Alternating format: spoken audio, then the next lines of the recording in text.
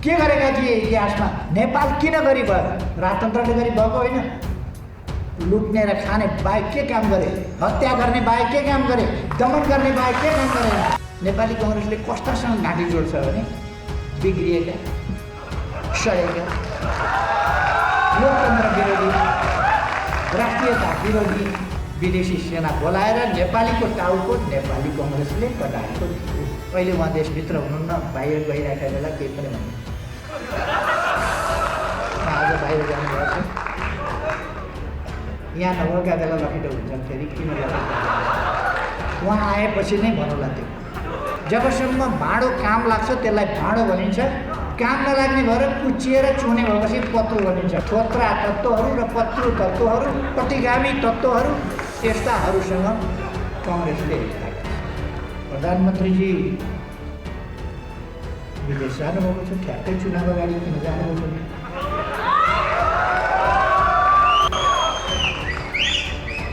आएपछि सोध्नु यति समय जानु होइन, त्यति बेलै किन जानुभयो?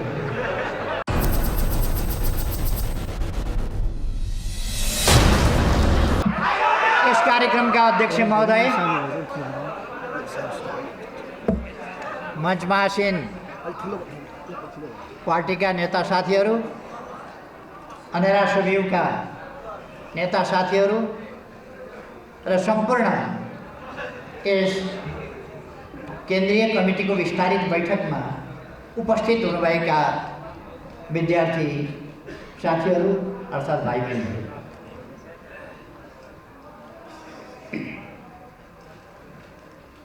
तपाईहरू अत्यन्तै महत्त्वपूर्ण घडीमा, अत्यन्तै महत्त्वपूर्ण समयमा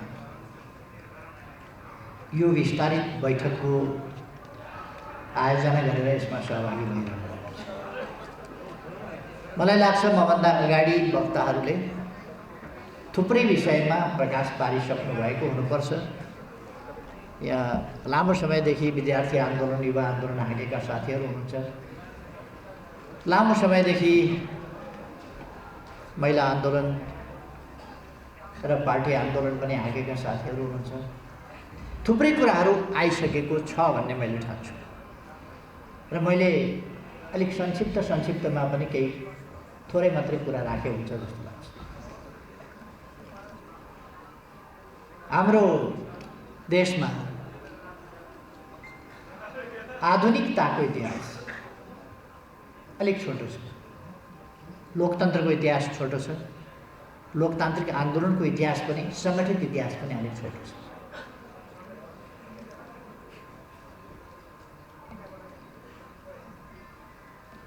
यद्यपि यस भूभागमा हाम्रा पुर्खाहरूले, पूर्वजहरूले जे काम गर्नुभएको थियो दुनियाँमा अरू कसैका पूर्वजले गरेका थिएन। त्यति महत्त्वपूर्ण खोज, अध्ययन, अनुसन्धान हाम्रा पूर्वजहरूले गर्नुभएको थियो। ज्ञानको, शिक्षाको सुरुवात यहीँबाट भएको थियो। अनुभूतिहरूलाई सङ्ग्रहित गर्दै अनुभवको रूपमा, अनुभवहरूलाई सङ्ग्रहित गर्दै तिनलाई फेरि व्यवहारमा परीक्षण गर्दै ज्ञानको रूपमा सङ्गठित गर्ने काम र त्यसलाई विस्तार गर्ने काम पनि हाम्रा पूर्वजहरूले गरेका थिए। शिक्षाको पहिलो दियो यहीँ बलेको थियो, धरतीको यसै भूभागमा। गीत सङ्गीत यहीँ सुरु भएको थियो, ज्ञान यहीँ सुरु भएको थियो, कला यहीँ सुरु भएको थियो, साहित्य यहीँ सुरु भएको थियो, सङ्गीत यहीँ सुरु भएको थियो, छन्द यहीँ सुरु भएका थिए, थुप्रै कुराहरू यहाँ सुरु भएका थिए। विज्ञान यहीँ सुरु भएको थियो, ज्ञान यहीँ सुरु भएको थियो। वास्तवमा प्रकृति के हो, सृष्टि के हो, वनस्पति जीवहरू के हुन्,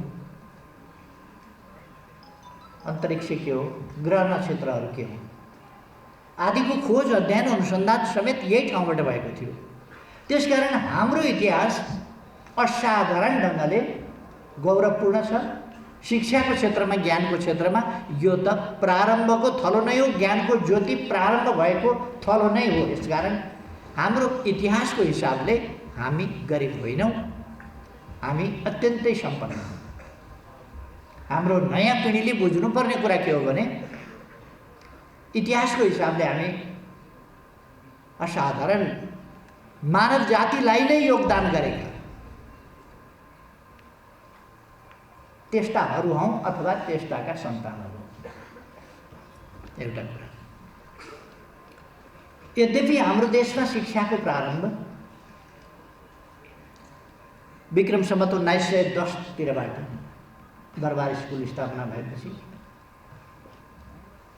बोस र के नामका दुईटा अङ्ग्रेजहरू त्यसका प्रिन्सिपल र अध्यक्ष थिए।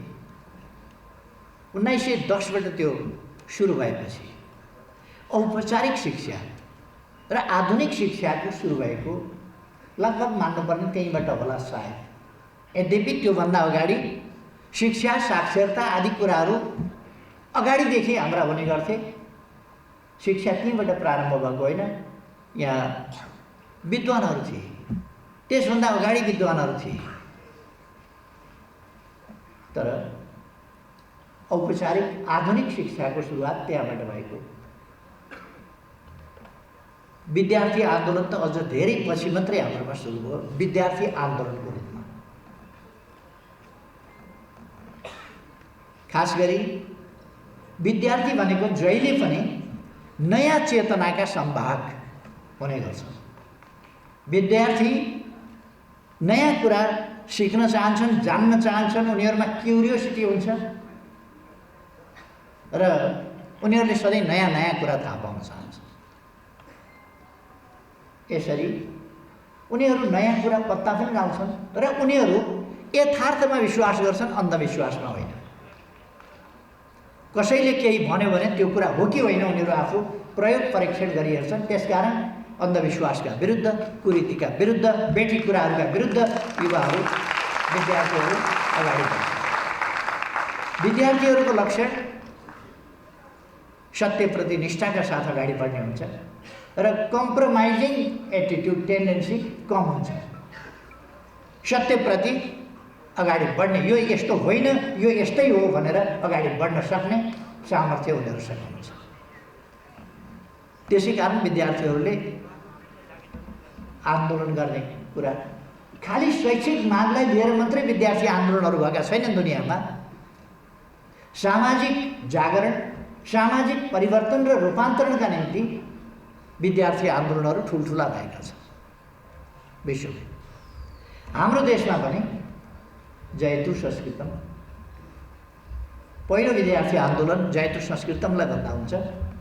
जयतु संस्कृतम 2004 सालमा, जसमा हामीसँगैका पछिल्लो समयमा हामीले उहाँहरूसँग काम गऱ्यौँ ती विद्यार्थीहरू, त्यसबेला आन्दोलनमा भएका, जयतु संस्कृतमा आन्दोलनमा भएका त्यसका सङ्गठकहरू, त्यसका आयोजकहरू, कमलराज रेग्मी जस्ता व्यक्तित्व, अथवा कमलराज रेग्मीले त इन्डियामा पनि त्यसलाई जयतु संस्कृतमलाई अगाडि बढाउनु भयो, यहाँ पनि अगाडि बढाउनु भयो, आन्दोलनको नेतृत्व पनि गर्नुभयो र कसरी आन्दोलनलाई अगाडि लाने भन्ने कुराको पनि नेतृत्व गर्नुभयो। त्यसमा हाम्रा साना प्रधान 2004 सालमा जयतु सांस्कृतिक आन्दोलन, त्यससँग सम्बन्धित नै आन्दोलनलाई अगाडि बढाउँदा साना प्रधान पनि गिरफ्तार हुनुभयो। साधना प्रधान आदि पछि पो हरेक मान्छे पाएको हुन्छ नि, पछि उमेर डल्लै गएपछि। तर त्यस बेला त उहाँहरू पनि विद्यार्थी हुनुहुन्थ्यो र 2004 सालमा साना प्रधानहरू समेतका 80 जनाले एसएलसी दिनुभएको थियो। त्यसमध्ये 4 जना महिला हुनुहुन्थ्यो, जसमध्ये साना प्रधान, साधना प्रधान, अङ्गुर बाबा जोशी, भुवन अलिकति नाममा गर्नु, 4वटी महिलाले पनि एसएलसी दिनुभएको थियो र उत्तीर्ण गर्नुभएको थियो, पहिलो एसएलसी ब्याच। यसरी जयतु संस्कृतम, त्यसले राणा शासनको विरुद्ध एउटा चेतना ल्याएको थियो, चेतना जगाएको थियो र उनीहरूले त्यो जयतु संस्कृतम खालि संस्कृतसँग मात्रै सम्बन्धित थिए। तीनधारा पाठशाला तपाईँहरूलाई थाहा छ, महेन्द्रको शालिग दरबार मार्गको अन्तिममा त्रिचन्द्रको यतापट्टि त्यो विद्यालय।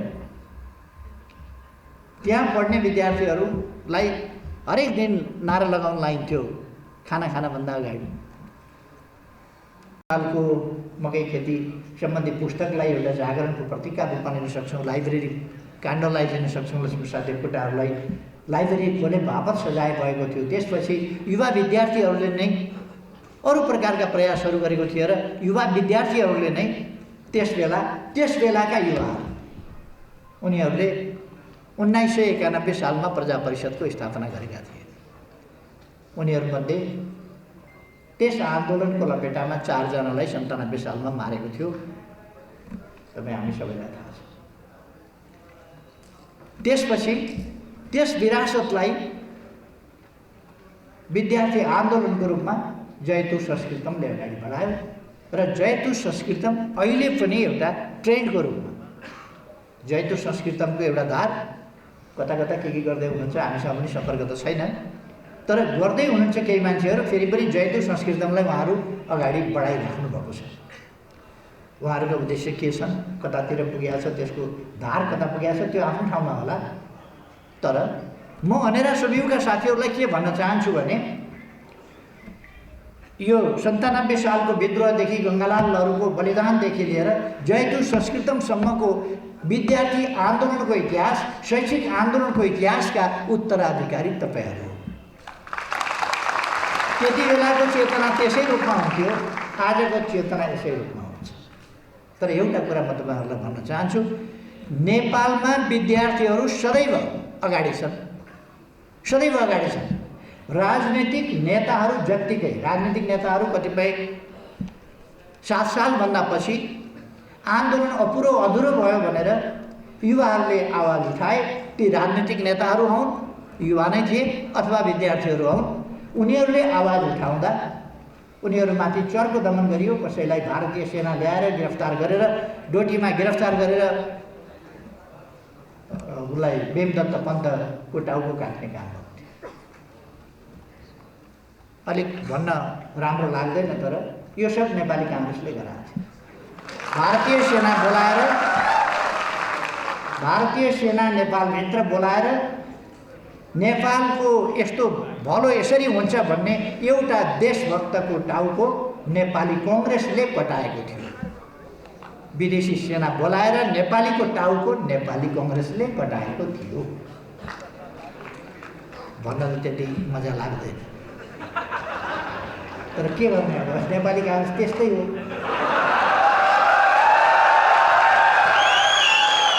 नेपालमा विद्यार्थीको हिसाबमा विद्यार्थी सही। यद्यपि गङ्गालाललाई पनि मारेको थियो, तर राजनीतिक आन्दोलनको सन्दर्भमा मारेको थियो। 2008 साल कार्तिक 20 गते चिनिया काजीको गोली हानेर हत्या गर्दा वीर विश्वेश्वर गृहमन्त्री हुनुहुन्थ्यो, विश्वेश्वर प्रसाद कोइराला, जसलाई वीर विश्वेश्वर भनिन्छ, महामानव भनिन्छ। त्यति बेलाको विद्यार्थी सङ्गठन कत्रो थियो, विद्यार्थी कति थिए, कति मान्छे मैदानमा उत्रिया हुँदा हुन, तर त्यति सहन नसकेर गोली चलेको थियो र हत्या भएको थियो। अहिलेका नेपाली काङ्ग्रेसका सभापति उहाँका पालामा के भयो, अहिले उहाँ देशभित्र हुनुहुन्न, बाहिर गइरहेका बेला केही पनि भन्दैन। आज बाहिर जानुभएको छ, यहाँ नभएका बेला लखेटो हुन्छन्। फेरि किन लखेटो उहाँ आएपछि नै भनौँला त्यो। नेपाली विद्यार्थीहरू यो अनेरा सोध्यो। अर्को यसको विशेषता के छ भने, मैले केही विशेषता भनिसकेँ। यो राजनीतिक जागरण, विद्यार्थी जागरण र विद्यार्थी आन्दोलनको जयतु संस्कृतम वा त्योभन्दा अगाडिदेखिको विद्यार्थी आन्दोलनको विरासत यसैमा छ र त्यसको उत्तराधिकारी आजको अनेरा सोध्यो नै हो। एउटा मात्र। अर्को राष्ट्रियताको निम्ति र लोकतन्त्रका निम्ति विद्यार्थी आन्दोलनले असाधारण योगदान गरेको छ, खास गरी अमेरा सचिवले। 17 सालमा फौजी काण्ड भएर नेपाली कांग्रेसले गलत तरिका अपनायो। फौजी काण्डमा मित्रहरूलाई दमन गर्ने, विरोधीसँग जो लोकतन्त्रको शत्रु छ, विरोधी छ, उसँग सधैँ घाँटी जोड्ने। नेपाली कांग्रेसले कस्तासँग घाँटी जोड्छ भने बिग्रिएका, सडेका, लोकतन्त्र विरोधी, राष्ट्रियता विरोधी, बिकाऊ मालहरू,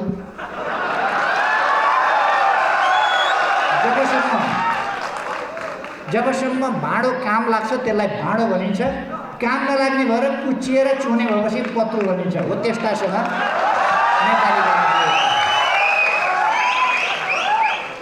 थोत्रा तत्त्वहरू र पत्रु तत्त्वहरू, प्रतिगामी तत्त्वहरू, यस्ताहरूसँग कांग्रेसले हेरेको छ। उहिले होस् कि अहिले होस्, कांग्रेसको जातै त्यस्तो।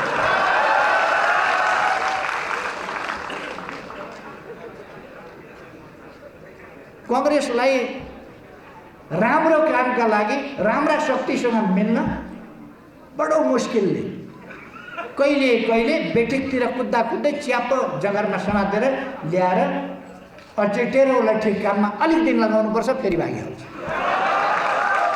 हामीले कांग्रेसलाई 46 सालमा 62-63 त्यसै गरेर सहकार्यमा ल्यायौँ, फेरि उठिहाल्छ।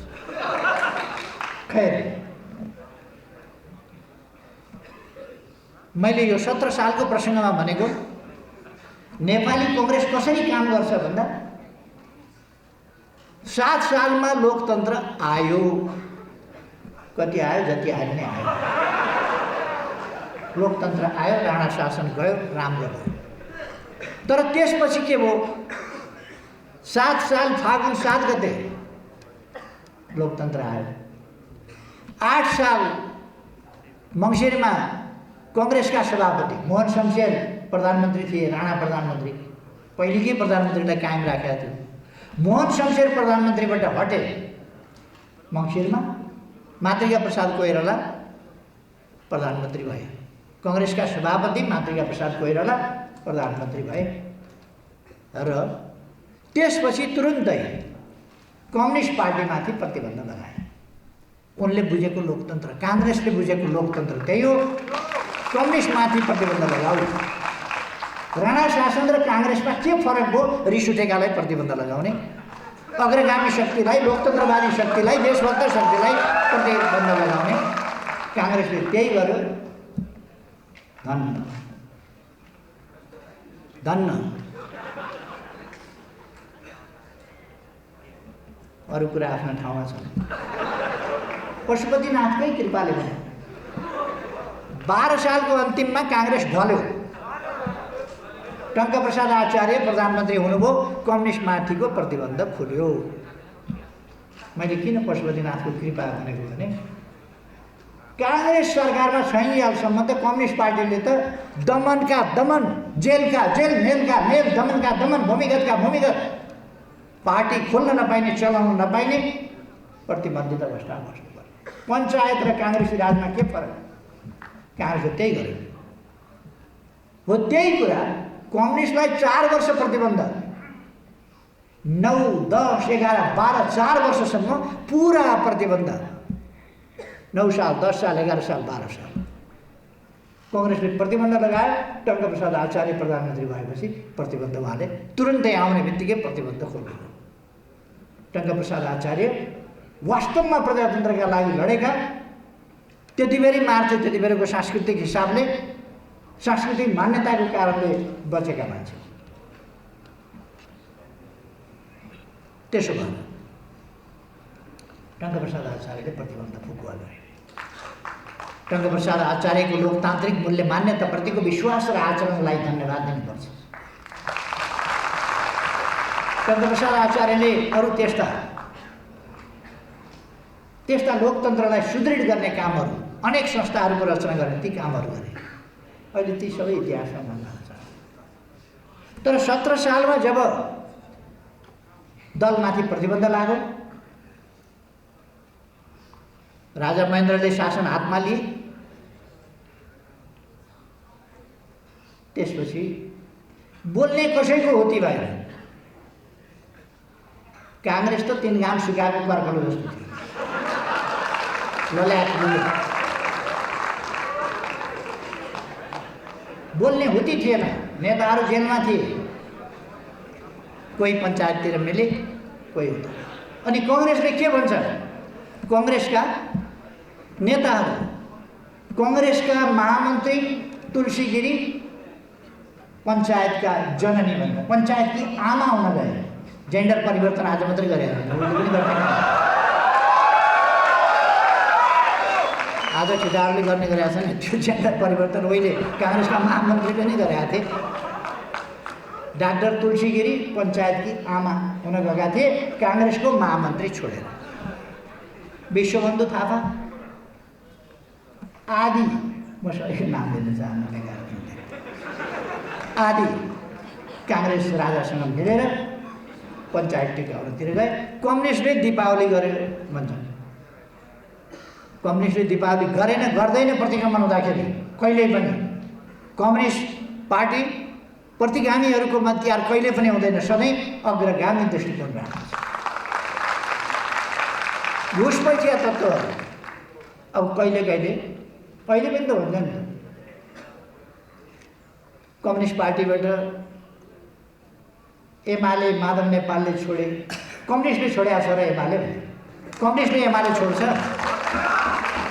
कम्युनिस्टले एमाले छोड्दैन। माधव नेपाल जस्ता पत्रु मान्छे,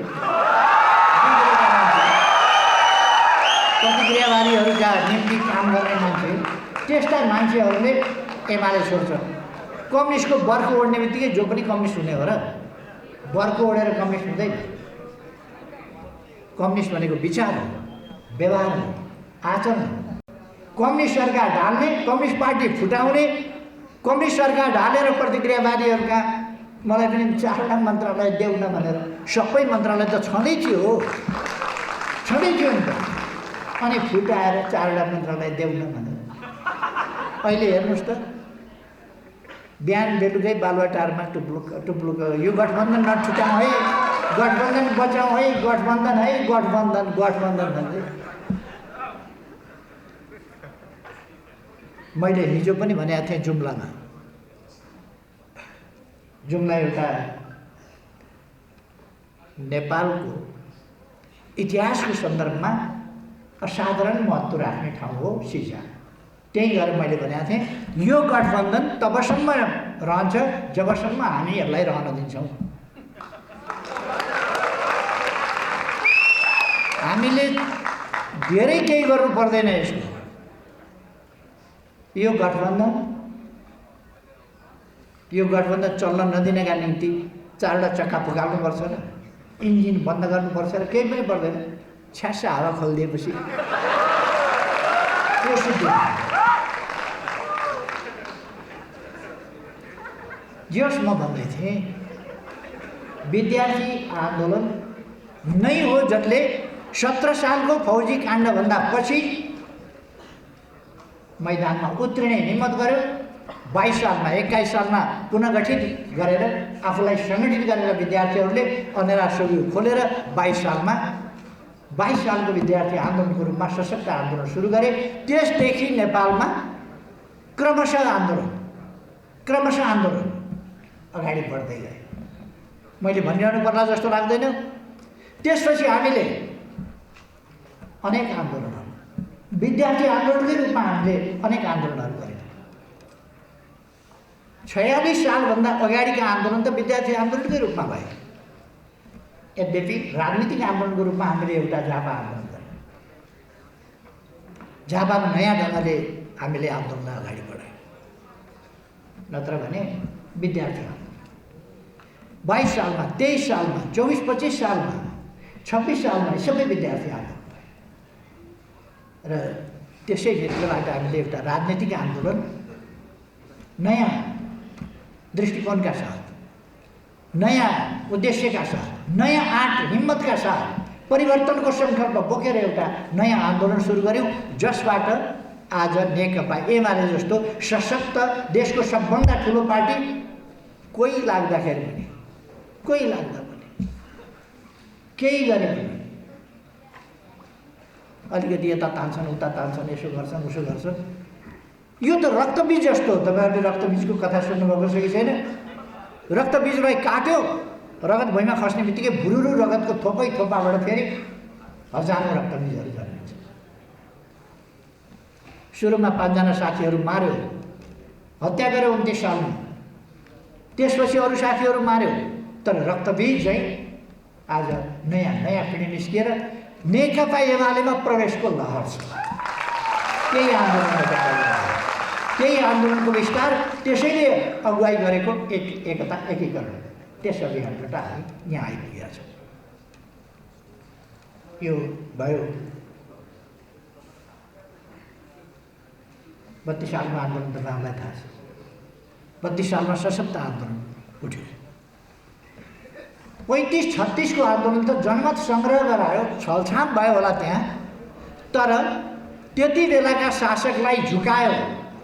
पञ्चायत ठिक छ, घाम जुन रहिन्जेल रहन्छ भनेका ठाउँमा त्यस नारालाई सधैँका लागि अन्त गरियो।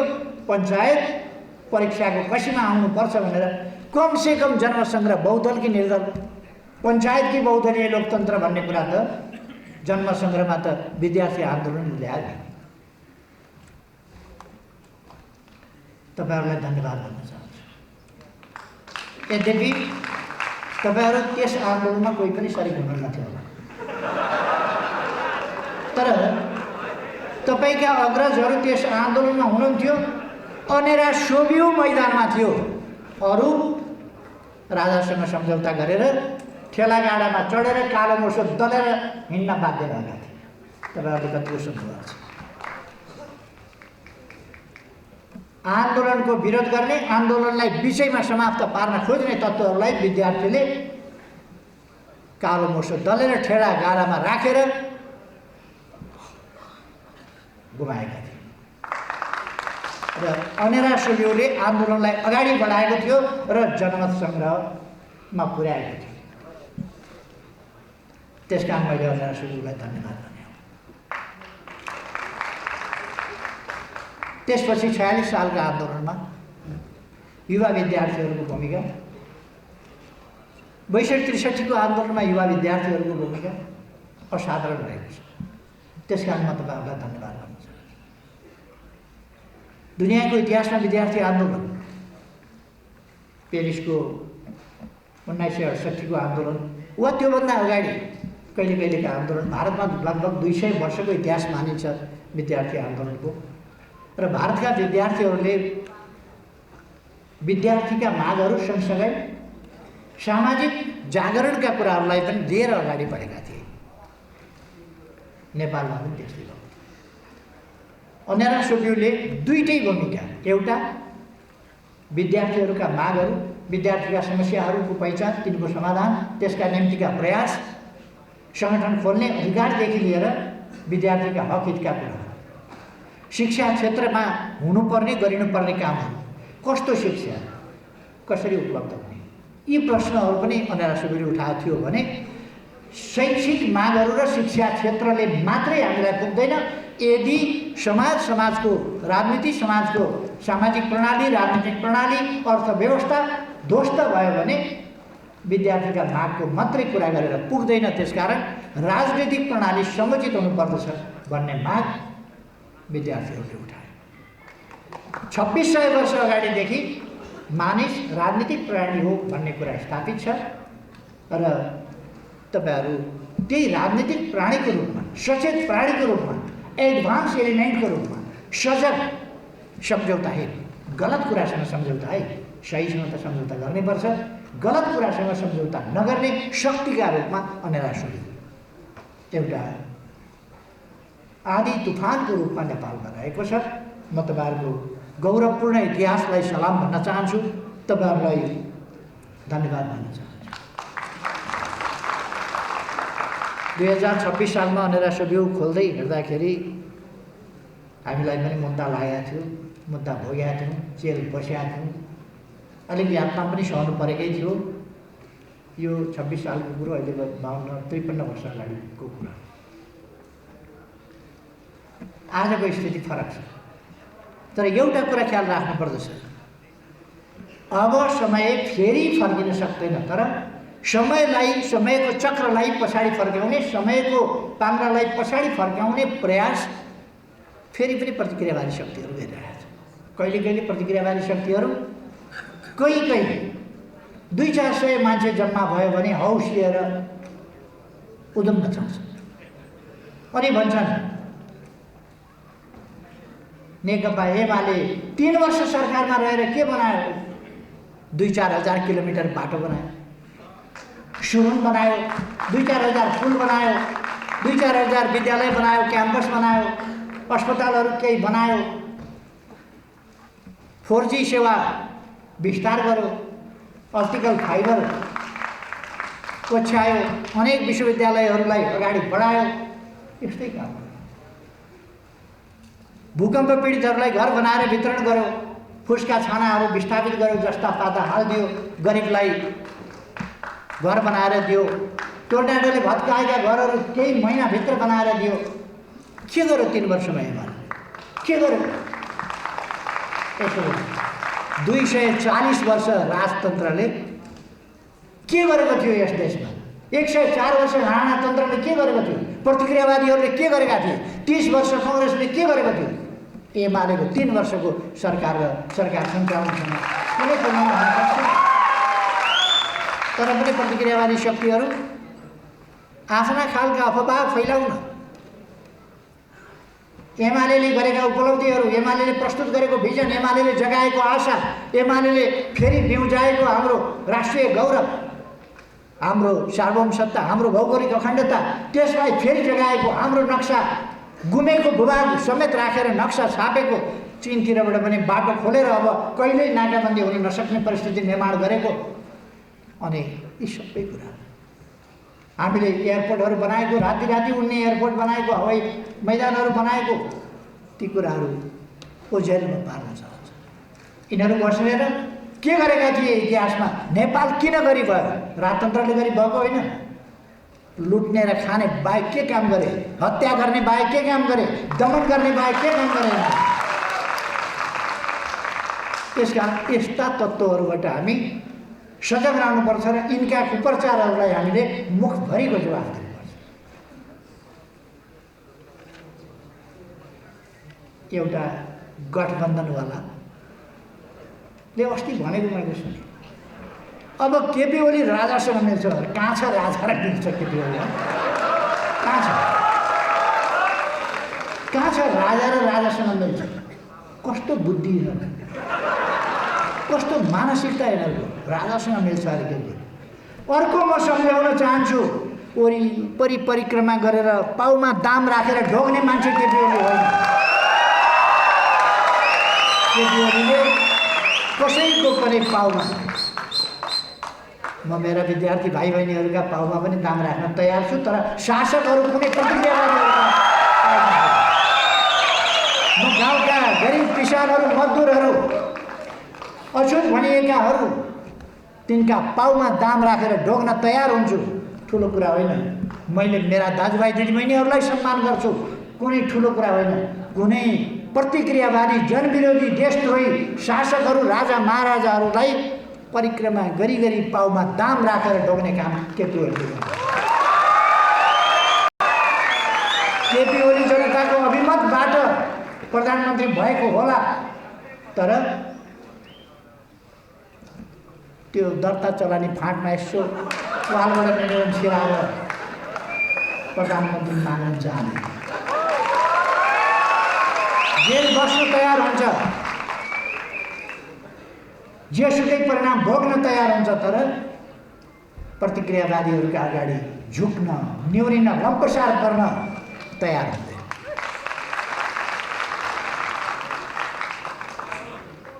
तपाईँहरू ढुक्क हुनुहोस्, नेकपा एमाले एउटा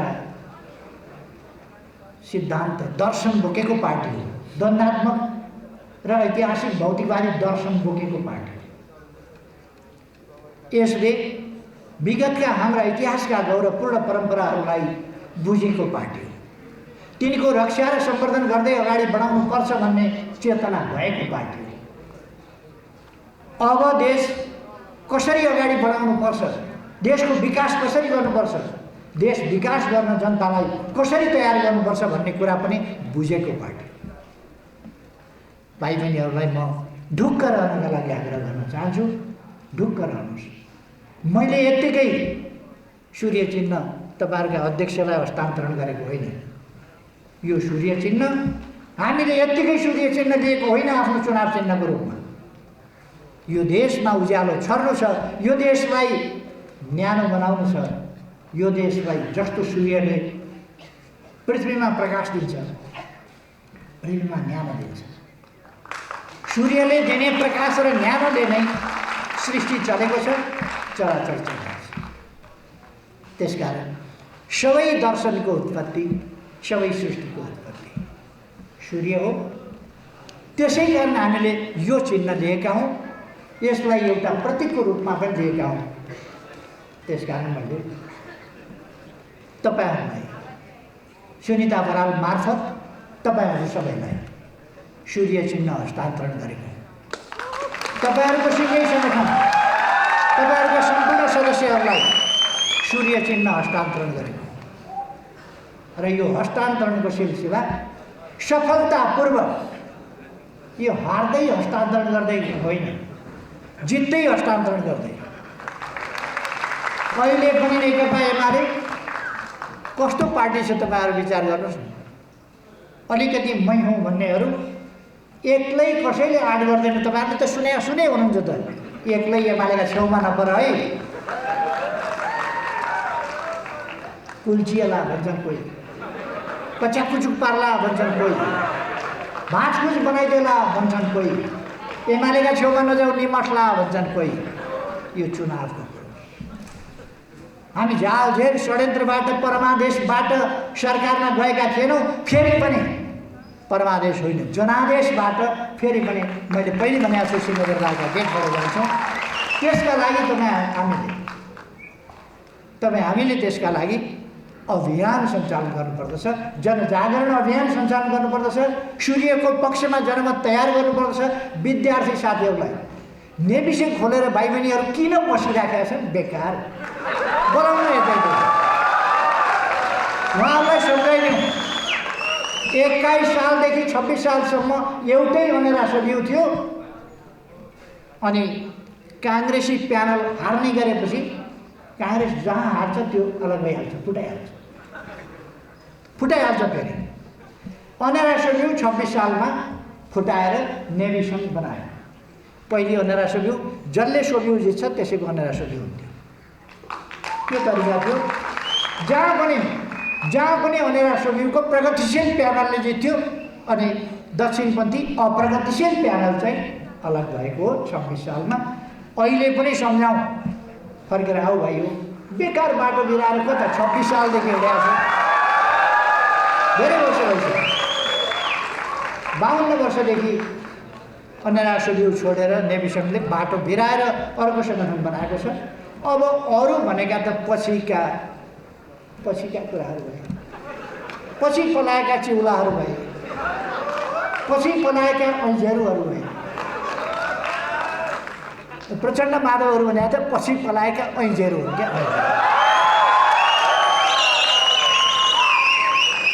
ती ठाउँबाट यता फर्किनेका लागि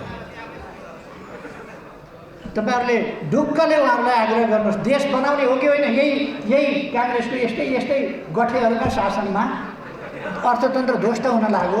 यस्तै गरेर अगाडि बढ्ने, यस्तै गरेर जिन्दगी बिताउने। छोराछोरी पछि अहिले त युवा छ, कसैको बिहे भएको होला, कसैको नभएको होला, भोलि बिहे होला, छोराछोरी होला, नाति नातिनी होला। अनि बुझाउने यस्तै नेपाल कि समृद्ध नेपाल बुझाउने र सुखी नेपाल बनाउने। सन्तानलाई के गर्ने, भविष्य के बनाउने। मैले हिजो मात्रै नेपालगञ्जमा बिहानभरि पार्टी प्रवेश गराएँ। बाँकेमा नेपालगञ्जमा हिजो बिहानभरि पार्टी प्रवेश गराएँ। त्यसपछि म दैलेखको कार्यक्रममा गएँ। त्यसपछि जुम्लाको सिजा भ्यालीको कार्यक्रममा गएँ, त्यहाँ उधमसँग हजारौँलाई पार्टी प्रवेश गराएँ। त्यसपछि कालीकोट आएँ, कालीकोटमा आएर फेरि हजारौँलाई पार्टी प्रवेश गराएँ, अनि नेपालगञ्ज फर्केँ। हिजो मात्रै 4वटा जिल्लामा कार्यक्रम भयो, नेपालगञ्जदेखि लिएर जुम्लाको सिजासम्म। अब 4वटा कार्यक्रम त मै भ्याउँदैछु। मलाई अहिले पनि बिहानदेखि बेलुकासम्म रातिसम्म प्रोग्राम गर्न केही अप्ठ्यारो छ। हाम्रा युवाहरू, तपाईँहरू मभन्दा अलिक बढ्दै सक्रिय हुनुपर्दछ, किन तपाईँहरू युवा हुनुहुन्छ, बढ्दै सक्रिय हुनुपर्दछ र तपाईँहरूले अझ बढी कार्यक्रम भ्याउनु पर्दछ। मैले त अलिक काम गरेर देश बनाएर तपाईँहरूलाई हस्तान्तरण, अहिले झन्डा हस्तान्तरण गरेँ, त्यसै गरी हस्तान्तरण गर्न खोज्दैछु। विजयी एमाले हस्तान्तरण गर्नुपर्छ। विजयी एमाले पहिले एमालेलाई हार्ने बानी लगाए, माधव नेपालहरूले हार्ने बानी लगाए। अब एमालेको हार्ने बानी छैन, अब जित्ने बानी हो। एमालेको पुरानो माधव नेपालवाला समयको आदत छोडिदियो, हरुवा आदत। 240 सिट जित्दाखेरि लड्दाखेरि 33 सिटमा खुम्चिदियो। एमाले भाले हो कि पोथी हो भन्ने मान्छे जिस्क्या के नीति हो एमालेको थाहा छैन, जिस्क्या हुने।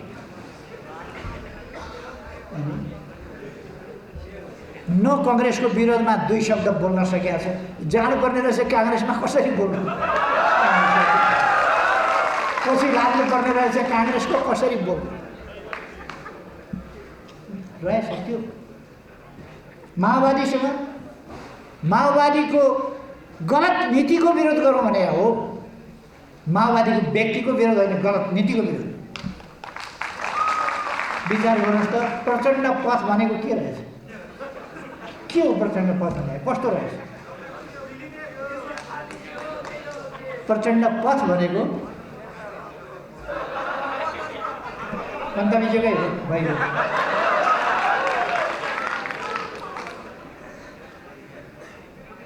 यस्ता कुराहरूको विरोध नहुने। राजाले प्रतिगमन गर्छ, त्यसको डटेर त्यसको वैचारिक सैद्धान्तिक विरोध गरेर त्यसलाई पराजित गर्न नसक्ने, त्यस खालका तरिकाहरू नेकपा एमालेको शैली होइन, तरिका होइन। नेकपा एमाले अब विजय यात्रामा विजयको बानी, विजयको अभ्यास। हाम्रो बानी कस्तो छ भन्दाखेरि हरुवा बानी होइन, जितुवा बानी।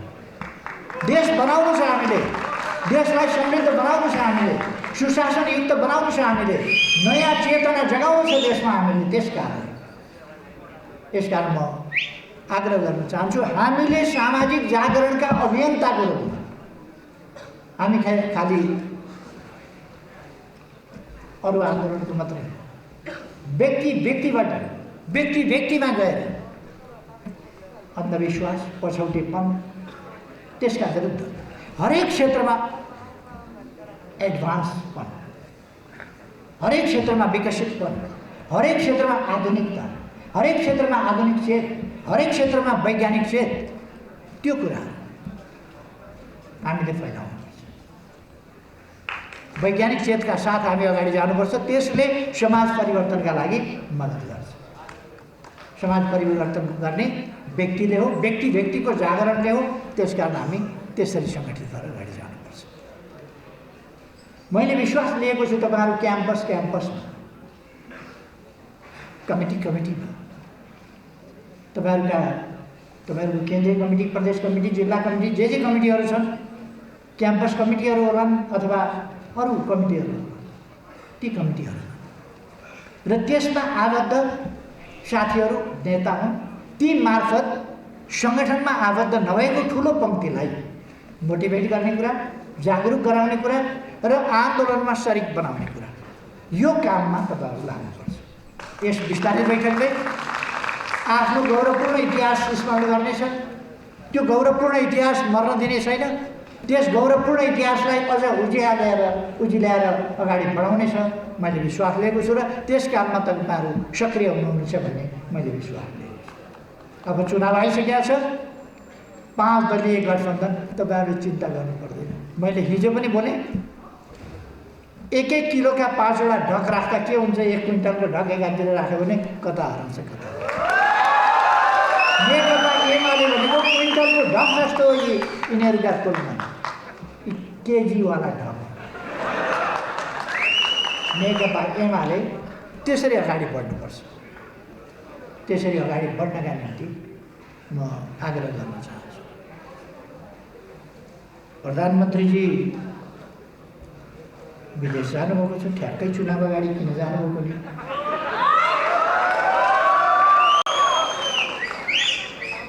आएपछि सोध्नु पर्छ यति समय जानु भएन, यति बेरै किन जानुभयो भनेर। खैर, अब मैले अपेक्षा गरेको छु तपाईँहरूले नेकपा एमाले गरेका 101 काम, एमालेको सरकारले गरेका 101 काम तपाईँहरूले प्रकाशित गर्नुभएको थियो। त्यो एउटा गाइडलाइनको रूपमा छ। म अध्यक्षजीलाई भन्न चाहन्छु त्यसलाई फेरि रिप्रिन्ट गर्नुहोस्, अलिकति ठुलो अक्षरमा रिप्रिन्ट गर्नुहोस् ताकि तपाईँहरूभन्दा अलिक उमेर छिपिएकाले पनि पढ्न सकुन्। अर्को अलिक त्यसलाई इन्लार्ज गर्दाखेरि केही मुख्य पिक्चरहरू समेत पनि ठकठक राखेर त्यसो गर्दाखेरि राम्रो हुन्छ भन्ने मेरो सुझाव छ। दिइसके भए झन् राम्रो हो। अब तपाईँहरू यस बेलाभन्दा पछि, यस विस्तारित बैठकभन्दा पछि नयाँ उत्साहका साथ, नयाँ जोस जागरका साथ अगाडि बढ्नुहुनेछ भन्ने मैले विश्वास लिएको छु। रामायणमा तपाईँहरूले पढ्नुभएको होला, दाजु राम र भाउजू सीताको रक्षाका लागि लक्ष्मण 12 वर्षसम्म वनवासमा सुतेकै थिएनन्। अरे लङ्कामा लडाइँ हुँदासम्म 12 वर्ष दाजु भाउजूको रक्षाका लागि त सुत्ता रहेनछन् भने हामी त यहाँ देशको रक्षाका लागि, एमालेको रक्षाका लागि, जनताको जितको रक्षाका लागि अलिकति कम सुते के होला, अलिक बढी काम गरे के होला। त्यस कारण अलिकति कम सुतौँ। लक्ष्मण जस्तो पुरै जायगा बस्नु पर्दैन, अलिकति कम सुतौँ, अलिक बढी खटौँ। त्यही आग्रह तपाईँहरूलाई गर्न चाहन्छु। मलाई यहाँ आमन्त्रण गर्नुभयो, धेरै धेरै धन्यवाद छ। तपाईँहरूको भलो होस्। धन्यवाद।